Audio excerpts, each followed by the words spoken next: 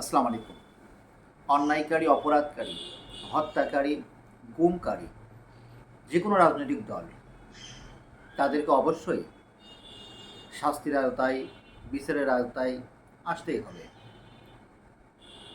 কেউ যদি অন্যায় করে, সেই ব্যক্তি যদি তার অন্যায়ের শাস্তি যদি সে না পায়, তাহলে তো আবার সেই একই অন্যায়, একই জুলুম, একই নির্যাতন করার মতো দাম্ভিকতা সে সবসময় প্রকাশ করতেই থাকবে।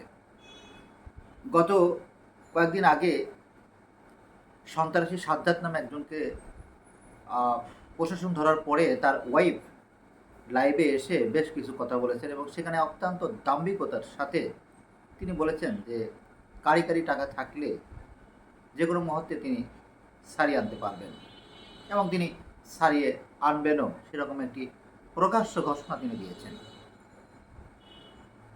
ঠিক তেমনই এই বাংলাদেশে যেই ফ্যাসিস্ট গভর্নমেন্ট ছিল, সেই গভর্নমেন্টের যে নেতা কর্মী তারা কিন্তু একেবারে ইউনিয়ন পর্যায়ে যে সমস্ত নেতাকর্মী রয়েছেন তারা কিন্তু শত শত কোটি টাকার মালিক।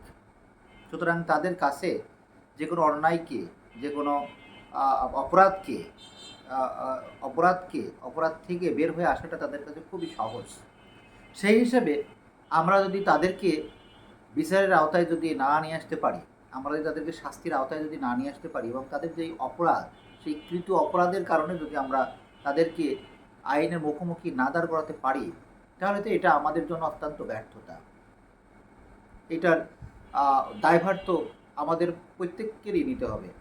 যারা বিপ্লবী পক্ষের শক্তি, যারা সত্য ন্যায়ের পক্ষের মানুষ, যারা অন্যায়ের বিপক্ষের মানুষ, তাদেরকে প্রত্যেকেরই তো এই দায়ভার নিতে হবে।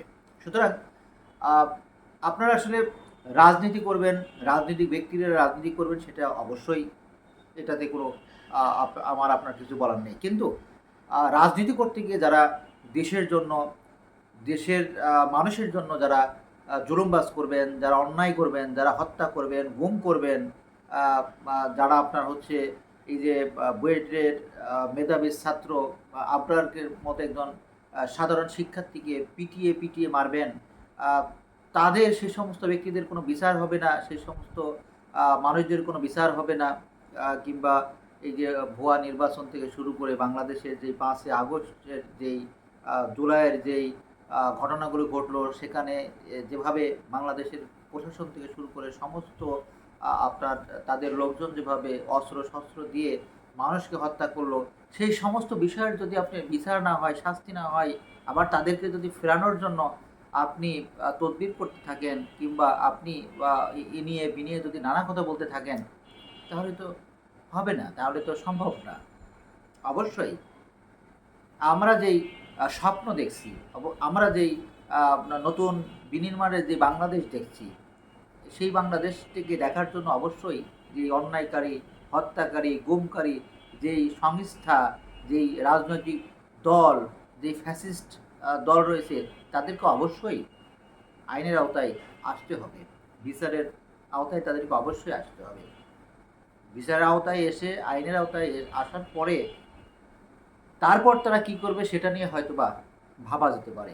কিন্তু আইন, বিচার, শাস্তি এর আগে এই সমস্ত নিয়ে ভাববার মতো সময় আমার মনে হয়, নষ্ট করার মতো সময় আসলে আমাদের হাতে এখন আর নেই।